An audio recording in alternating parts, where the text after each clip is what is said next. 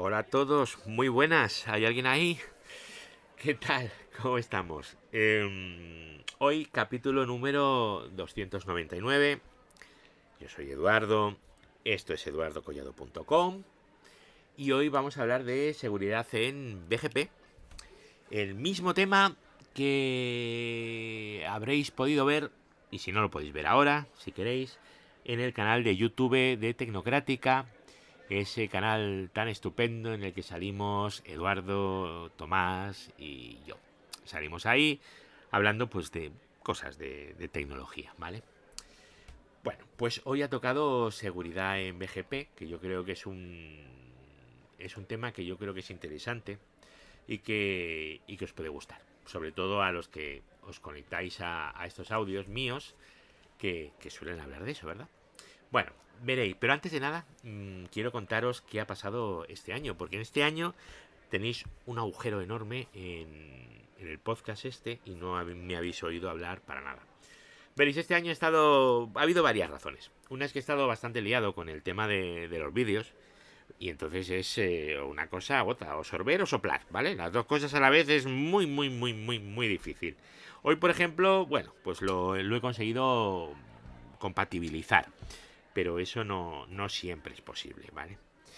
Luego, otro motivo, y quizás el que más más me ha afectado, ha sido cómo han ido avanzando las aplicaciones en este tiempo, ¿vale?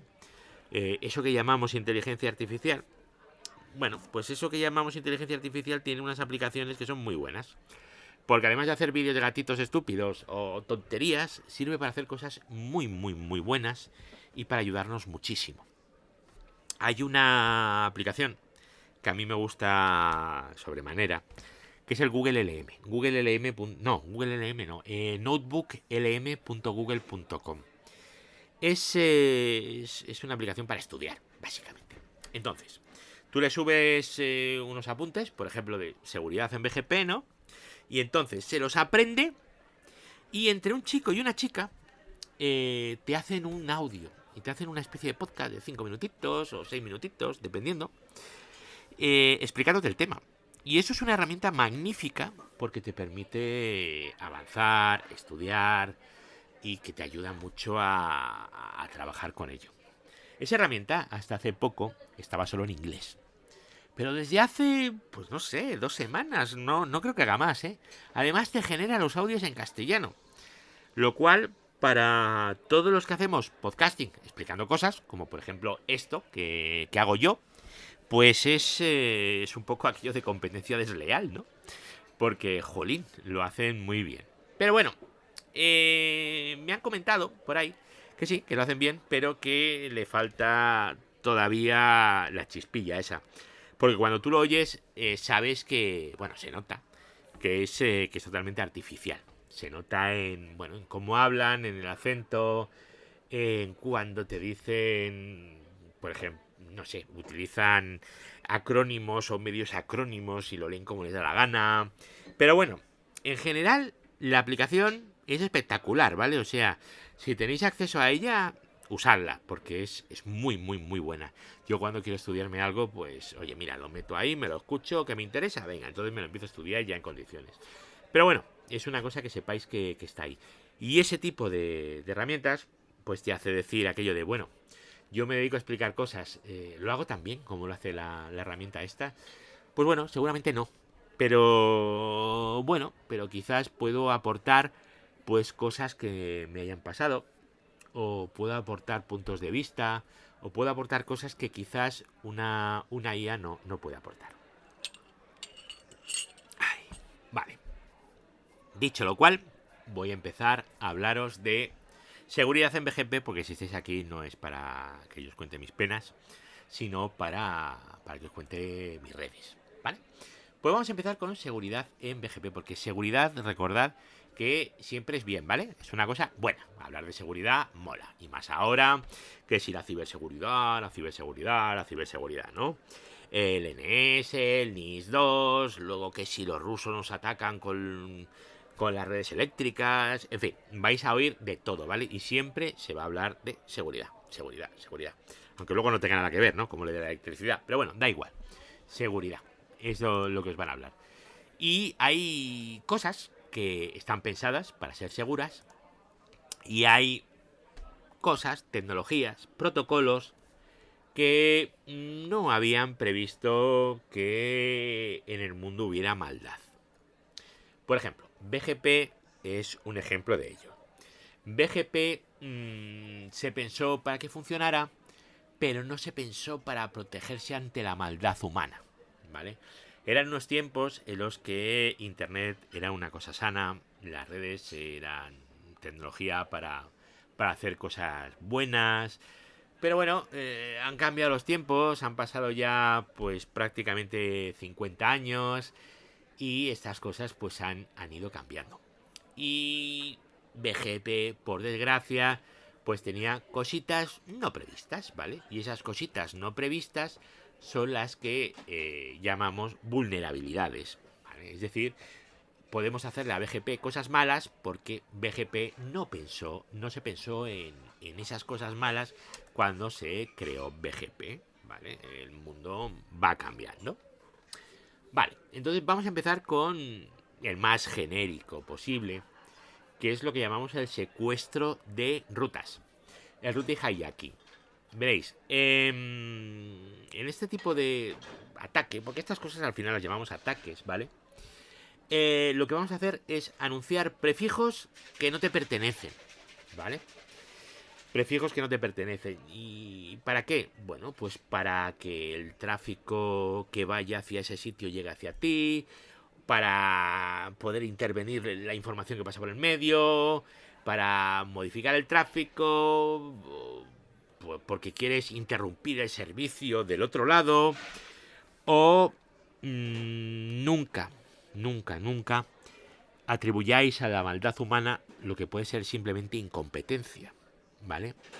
Pues también puede ser que hagáis un route hijacking simplemente por haber hecho mal las cosas, ¿vale? Un error. A ver, el route hijacking hemos dicho que es el más genérico. Y lo que hacemos es modificar, empezar a anunciar prefijos para atraer el tráfico y modificar el BGP. Esto lo podemos hacer de muchas formas diferentes. Modificando la máscara, modificando el AS-Path u otros atributos, ¿vale? Podemos ir haciendo 1000 cosas diferentes para quedarnos con ese tráfico. Veréis, el atacante lo que va a hacer es anunciar un prefijo que pertenece a otro, ¿vale? Y lo que puede hacer, por ejemplo, es modificar el AS-Path. Por ejemplo, yo quiero que el tráfico de los clientes de Telefónica que vaya a Google, no vaya a Google y que venga a mí, por ejemplo. Pues en un mundo ideal que se pudiera hacer esto, que no se va a poder, ¿vale? Pero bueno, vamos a suponer que sí. Lo que podría hacer es decir, a ver, de Telefónica a Google hay 3 saltos. El AS-Path es 3, que seguramente será 1, pero bueno, vamos a suponer que es 3, es por poner un ejemplo. Entonces yo lo que hago es anunciarlo de forma que pueda meter un AS-Path menor y meto un AS-Path de 2. Entonces, claro, Telefónica va a preferir ir a Google a través mío porque yo le estoy diciendo que solo son 2 saltos. ¿Vale? Eso sí, yo estoy a 2 saltos, ¿vale? Podría llegar a hacer este tipo de cosas. O podría modificar la máscara. En vez de decirle que es un /23, le digo que son 2 /24. El /24 tiene una máscara más específica, con lo cual el tráfico va a ir siempre hacia ahí, ¿vale? Podemos hacer muchas cosas. Interrupción del servicio. No se puede acceder a los servicios prestados, ¿vale? Interceptación de datos, pues el espionaje, ¿vale? Y también podemos utilizarlo para modificar los datos en tránsito, ¿vale? Eso es lo que sería el route hijacking, que se puede hacer de todo, ¿vale? Ahora tenemos el secuestro de prefijos, el prefix hijacking, ¿vale? El prefix hijacking es una cosa muchísimo más específica, ¿vale? Parece lo mismo, pero lo único que hacemos, ¿vale? Es anunciar prefijos más específicos. Ya está. En vez de anunciar el /23, anunciamos 2 /24. Y ya está. ¿Para hacer el qué? Pues exactamente lo mismo. Tirarle la red al destino o interceptar tráfico. En fin, tiene problemas. Por supuesto, también tenemos que tener en cuenta que hay problemas, además de los problemas técnicos, que son los problemas de reputación, ¿vale? Si tenemos una empresa y nos la han tirado a la web, pues hay un problema de reputación, ¿vale? Estas cosas pasan. Luego tenemos el poder inyectar rutas maliciosas, ¿vale? Rutas que hagan que el tráfico se pueda encaminar de forma incorrecta, ¿vale? Es otro subconjunto del route hijacking, ¿vale?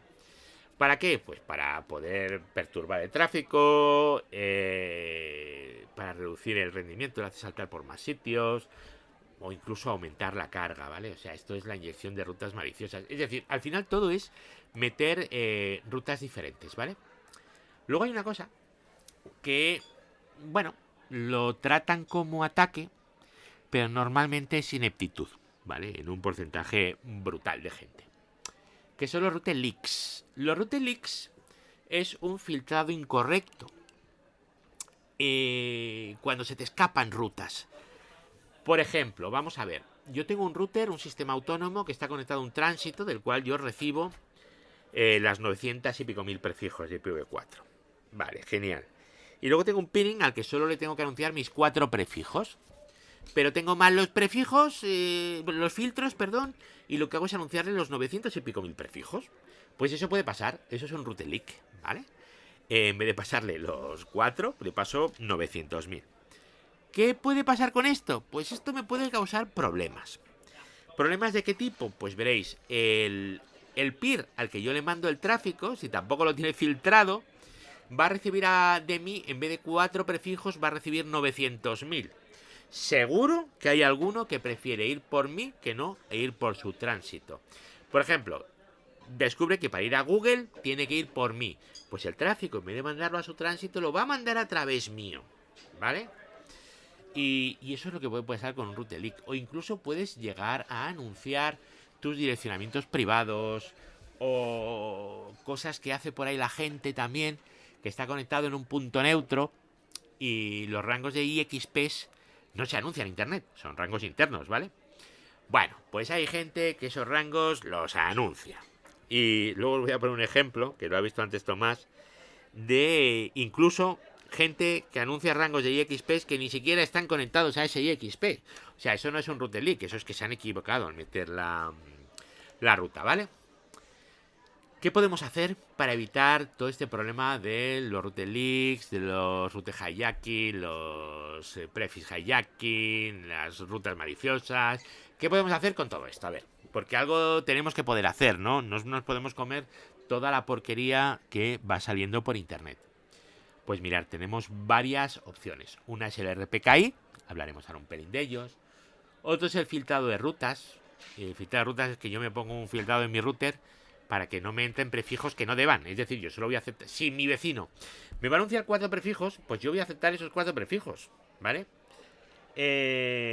También podemos decirle que el límite de prefijos son 5, por ejemplo. Y si me anuncian 20.000, pues es que algo mal ha ido y lo tiro, ¿vale? Luego también tengo que estar muy atento a la monitorización de anomalías.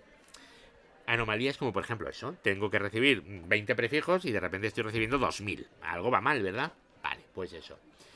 Y luego el establecimiento de sesiones seguras. Esto es una cosa que, bueno, se va haciendo, pero todavía hay mucha gente que lamentablemente no lo hace, ¿vale? Eso lo veremos al final. Al final del audio os voy a contar. Vamos a empezar con el RPKI, ¿vale? La infraestructura de clave pública de recursos. RPKI significa Resource Public Key Infrastructure, ¿vale? Es decir, esto lo que hace es permitir a los propietarios de las redes, de los prefijos, firmar sus anuncios de BGP. Anunciando, diciendo, ¿vale? ¿Qué es lo que van a anunciar, ¿vale? Y eso pues se anuncia pues básicamente pues con criptografía, ¿vale? Tú firmas unas cosas y entonces hay que ir comprobando, ¿vale? Hay software que se conecta a los routers para comprobar que ese prefijo que recibe realmente es de quien dice ser. Por ejemplo, si yo tengo un rango, un /22, por ejemplo, y yo pues creo el ROA, o sea, lo firmo para que ese /22 se pueda anunciar, yo diré, solamente va a ser un /22. Es decir, si es un /23, no te lo comas.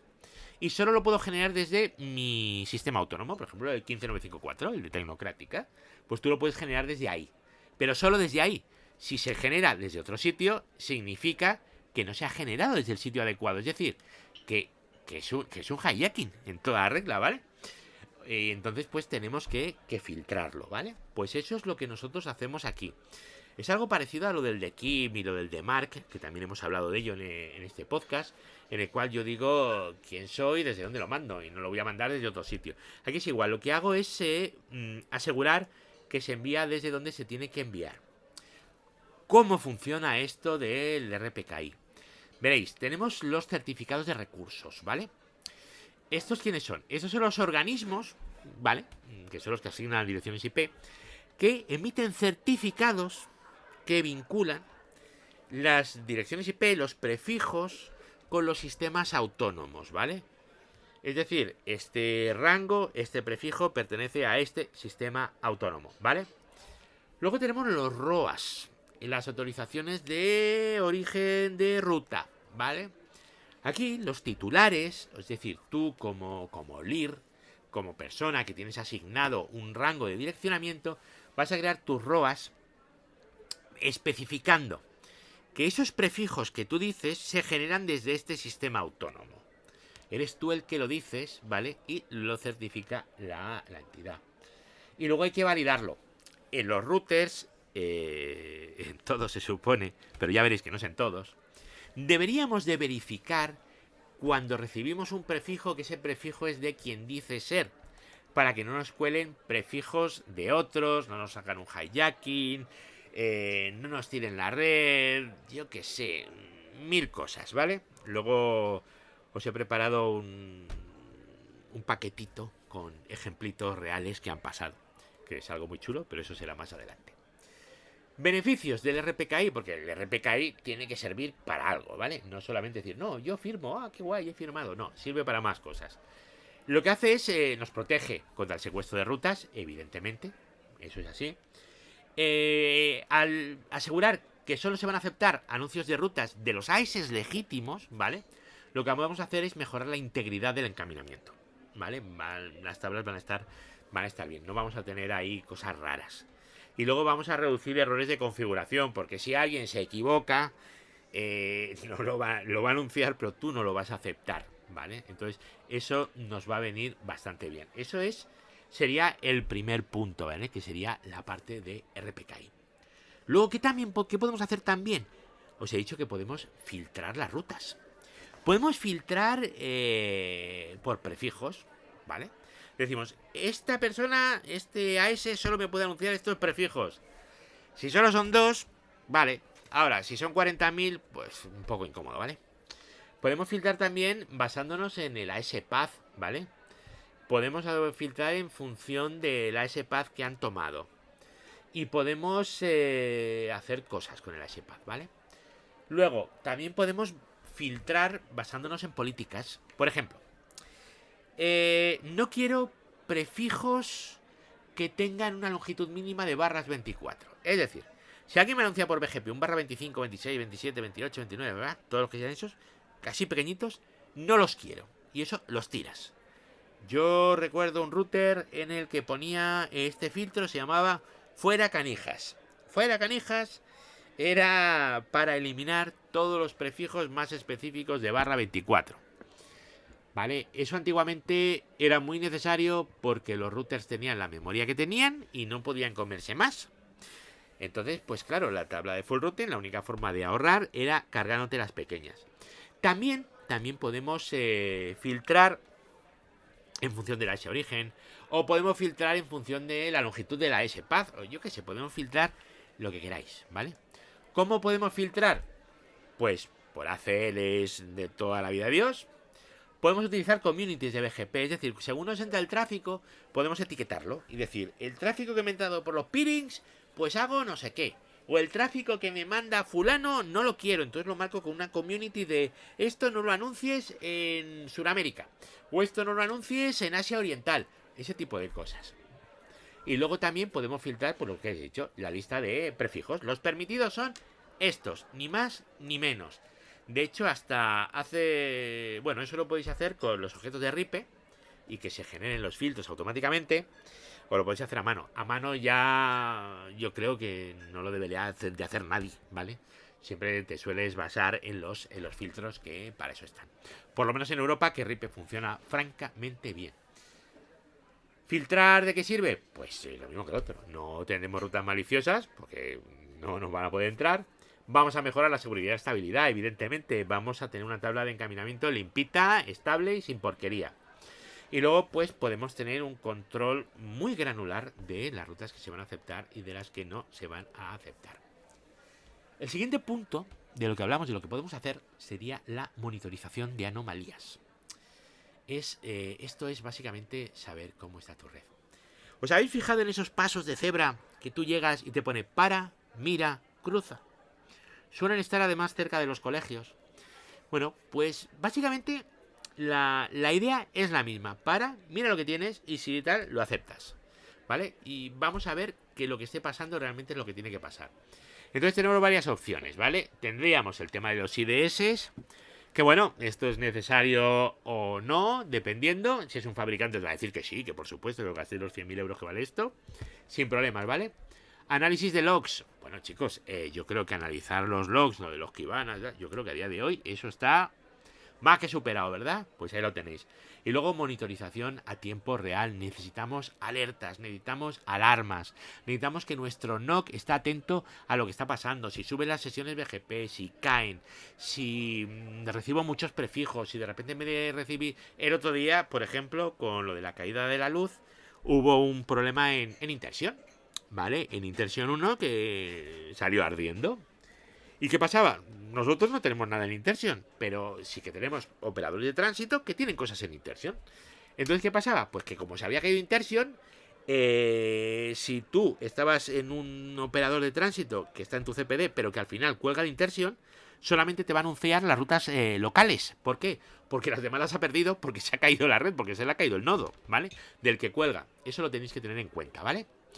Y eso lo tenemos que tener controlado. Si no lo tuviéramos controlado, pues no nos habríamos enterado, el tráfico se habría empezado a suicidar, mala cosa, ¿vale? Luego, ¿qué es un indicador de anomalías? Porque hemos dicho que hay que monitorizarlas, que lo vea el NOC, y sacó el SOC, o todas estas cosas, ¿no? Pero ¿qué es lo que tienen que ver? Pues lo que os digo, cambios repentinos en las rutas, pues de repente aquello empieza a bailar de mala manera. O de repente, donde había 10 prefijos, ahora hay 50.000. Ahí puede pasar algo, ¿verdad? Y luego en los ASPath, si eso va cambiando constantemente, ahí lo normal es que pase algo. ¿Esto nos va a generar algún beneficio? Bueno, pues sí, la verdad es que sí. Nos va a generar varios. Vamos a saber las cosas, a detectarlas pronto, una detección temprana que se llama, ¿vale? Vamos a identificar los problemas de encaminamiento de una forma rápida, siempre. La respuesta, pues si lo detectamos antes, pues la respuesta va a ser antes, va a ser más rápida, evidentemente. Si tardamos 2 horas en darnos cuenta, la respuesta nunca va a ser menos de 2 horas. Eso es de perogrullo. Y luego la confiabilidad, pues al final, pues vamos a asegurar una mayor confiabilidad en la infraestructura de BGP, ¿vale? Ese es el tema. Luego también hablábamos del establecimiento de sesiones seguras. Y aquí hablamos del TCP-MD5 o del TCP AO. AO es el Authentication Option, ¿vale? ¿Para qué?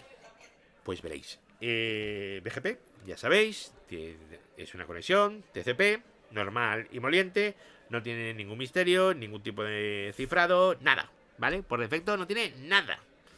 Entonces, ¿qué pasa? Pues podemos tener un ataque de man in the middle, alguien que se ponga en medio y que coja mi tráfico y luego le anuncie al siguiente lo que le dé la gana, ¿vale? Bueno, pues si tenemos el establecimiento entre los dos lados, esto no puede pasar, ¿vale? Eso se llama el establecimiento de sesiones seguras. Ya os digo, la del MD5 y la Authentication Option. La de MD5 es bastante antiguo esto, ¿vale? Es poner una password a la sesión, no tiene mucho misterio, ¿vale? Esto es muy común que se haga, ¿vale? Y esto se definió en la RFC 2385, que eso es básicamente una RFC que debió de escribir un compañero de clase de Pedro Picapiedra. O sea, esto tiene más años que la Tana. Y luego tenemos una más moderna, ya es casi la 6000, la 5925, que es el TCP Authentication Option. Lo que hace es dar mayor flexibilidad. Pero vamos, con la del MD5 podemos, ¿vale? También, de momento, sobrevivir. ¿Para qué? Bueno, pues man in the middle no vamos a tener ataques intermediarios, ¿vale? No lo vamos a tener. Integridad de datos y bueno, y vamos a tener más confianza porque eso sabemos que no va a fallar. ¿Cómo se configura? Pues mirad, lo del MD5, simplemente tú pones neighbor, BGP, número de AS, neighbor, IP, remote AS, lo que sea, y puedes poner neighbor, la IP, password y una password en MD5, ¿vale? Una password. Y esto es lo único que tienes que poner, password, ¿vale? Neighbor tal, password. No tiene ningún misterio más. Al menos en Cisco, ¿vale? Yo todos los ejemplos, recordad que los doy siempre en Cisco, ¿vale? A lo mejor dentro de poco empiezo a darlos en Nokia, pero bueno, de momento van en Cisco. Así que, ¿por qué? Pues porque sí. El Authentication Option, esto es un pelín más complicado de configurar. A ver, pelín, muy poco pelín, ¿vale? Es un pelín muy pequeño, ¿vale? Lo que hacemos es el router BGP tal, neighbor tal, remote AS, password, le ponemos una password, ¿vale? Y esa password que le estamos poniendo aquí, debajo del todo, tenemos que poner luego TCP AO, de Authentication Option, ¿vale? Keychain y un nombre, ¿vale? Y ahora tenemos que definir ese keychain. Entonces ponemos keychain, el nombre que le hemos definido, key 1, por ejemplo, y luego key string y la misma password que le hemos dado en password en la sesión, ¿vale?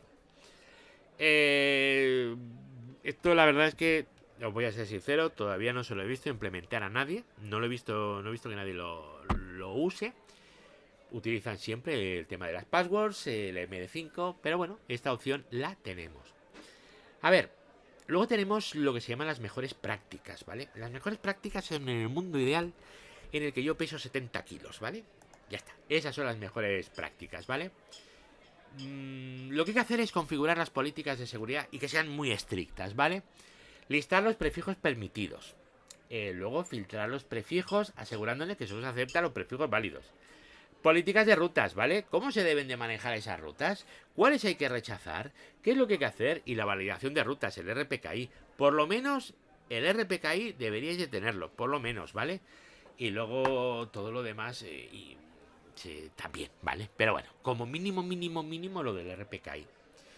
En cuanto a implementación de alertas y auditorías, también en mejores prácticas tenemos que tener en cuenta las alertas, la monitorización, ¿vale? Y el control de umbrales, es decir, si de ti espero 20 sesiones BGP y de repente me mandas 2000 es que hay algo mal, ¿vale? Pues eso es lo que tenéis que tener controlado.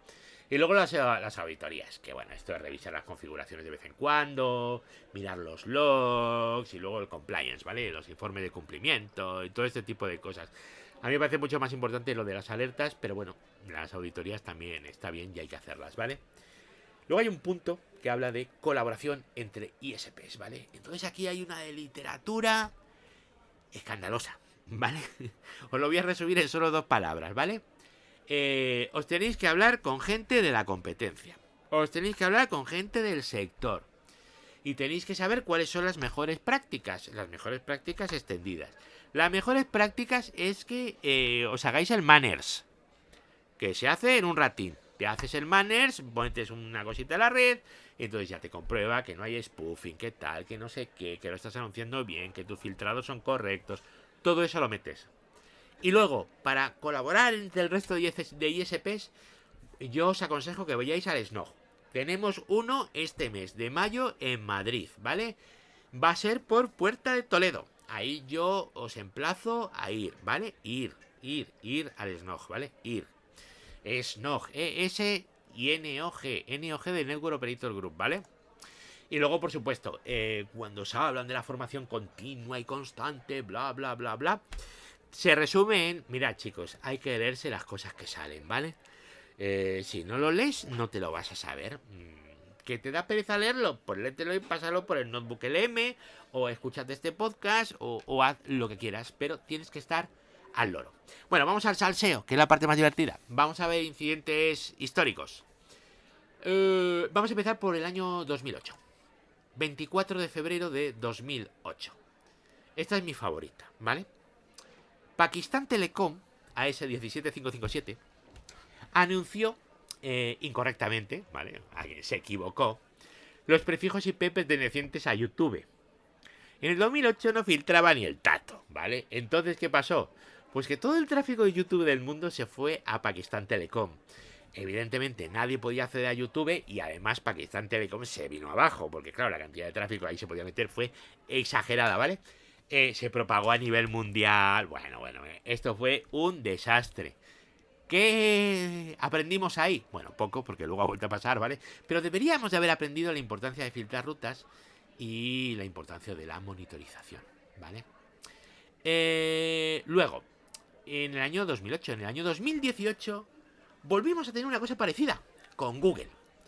Veréis, el 12 de noviembre de 2018, el tráfico de Google fue desviado a través de Rusia y China debido a un anuncio de prefijos de un proveedor llamado Main One, ¿vale? El tráfico se fue a China y a Rusia porque Main One desde Nigeria, ¿vale? Al loro a esto, hizo unos anuncios que no debía, ¿vale? En 10 años, fijaros, del 2008 lo de YouTube a esto y volvió a pasar básicamente lo mismo.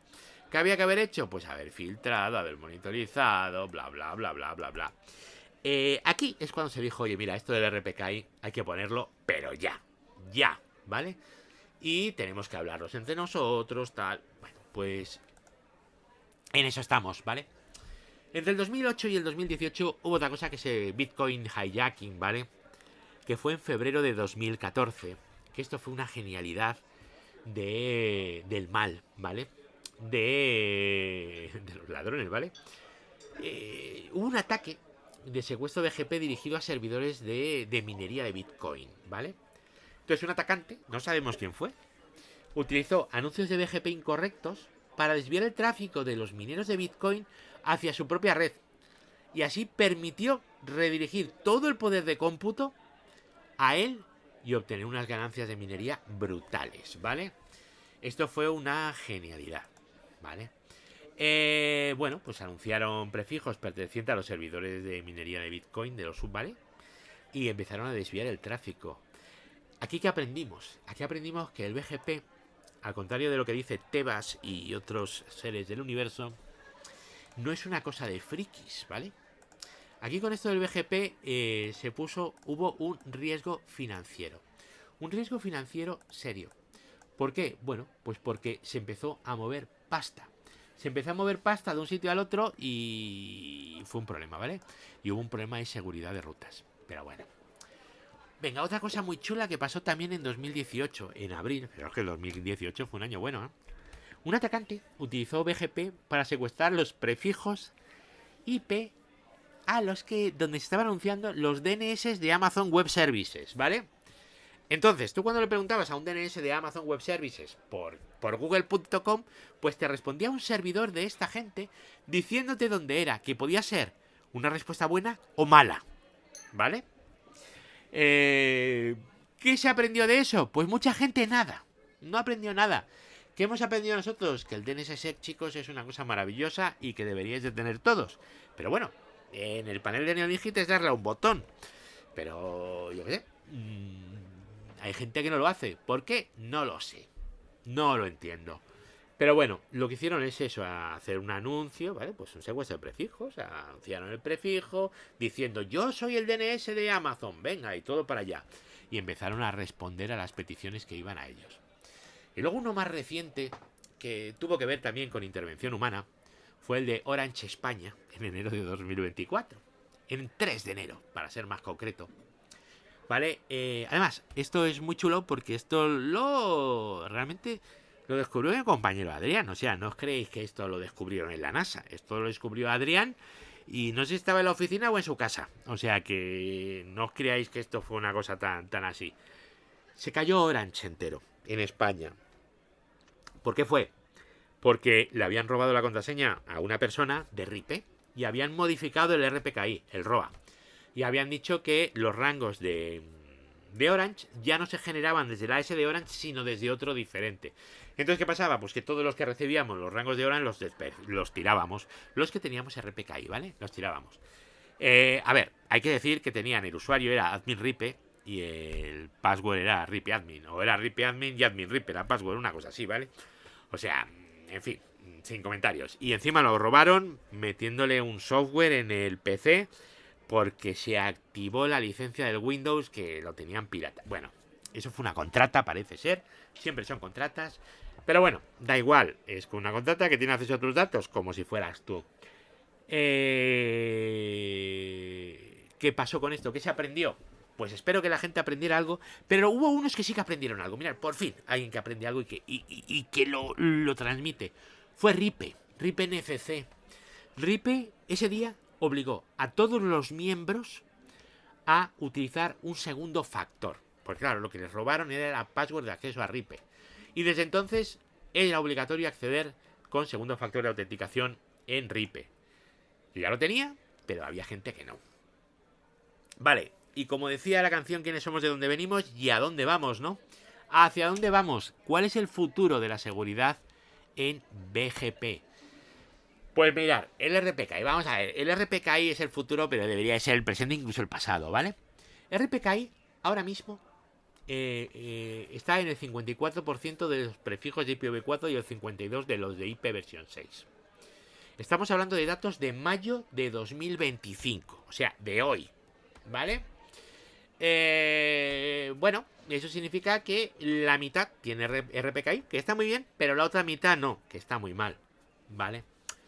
Luego es el 54% de los prefijos, pero es el 74% del tráfico global, ¿vale? Hay prefijos muy pequeños y prefijos muy grandes. Un prefijo es igual del de 10.000 IPs que el de 256 IPs, ¿vale? Vale, pues el 74% del tráfico está cubierto con los ROAS, con RPKI, que eso está bastante bien. Pero, claro, solamente se validan en el 25% de redes. Es decir, yo hago el esfuerzo de firmar, de cifrar, hacer eso, los ROAS, de decir, es que soy yo, este rango en este AS, y tú no haces el esfuerzo de filtrarlo en tu router. No sé, no lo acabo de entender. Solo está filtrado en el 25% de las redes, ¿vale? Aunque la gente lo firme, pero luego no lo filtran. Bueno, ¿y cómo está el despliegue? Bueno, pues en Europa, Ripe, bueno, pues tenemos en el RPKI en Europa tenemos el 70%. Yo creo que es una cosa que a los europeos nos tiene que hacer sacar pecho. Somos los que más tenemos, con mucha diferencia. Los americanos, por ejemplo, en ARIN, el RPKI está en un impresionante 28%. Es decir, 1 de cada 4 prefijos tienen ROA. Los otros no. ¿Cómo es posible? Pues, en fin. Y luego en Estados Unidos, ojo, porque el gobierno federal ha dicho que RPKI es una cosa maravillosa y que hay que usar, ¿vale? Pero solo tienen el 39% de las direcciones IP versión 4. Y bueno, vamos a terminar, entre otras cosas, porque me va a llegar al niño a la comida, con nuevos protocolos y tecnologías. Pues veréis, tenemos 3 cosas. BGPsec, esto va a ser maravilloso, ¿vale? Que es una extensión de BGP, que lo que hace es proporcionar autenticación criptográfica de la cadena de rutas, ¿vale? Bueno, lo que hace es depender que eso, lo que hace es confirmar que lo que hay ahí es lo que debería de ser, ¿vale? Luego tendríamos el SCION, que es el Scalability, Control and Isolation of Next Generation Networks, que es un diseño de arquitectura de Internet que, bueno, que da más seguridad, control, escalabilidad y funciona bastante bien. Y luego tendremos el Path Validation, ¿vale? Los mecanismos de validación de Path, ¿vale? Que son investigaciones en mecanismos para validar los caminos, pues para que vayan mejor. Bueno, pues con esto, y que alguien me ha dicho ya por aquí, hola, ya he llegado, voy a proceder a ir recogiendo. Espero que os haya gustado, espero que os pueda servir y espero que el próximo tarde menos de un año en grabarlo. Así que nos volvemos a oír en el siguiente. Venga, hasta luego, chao.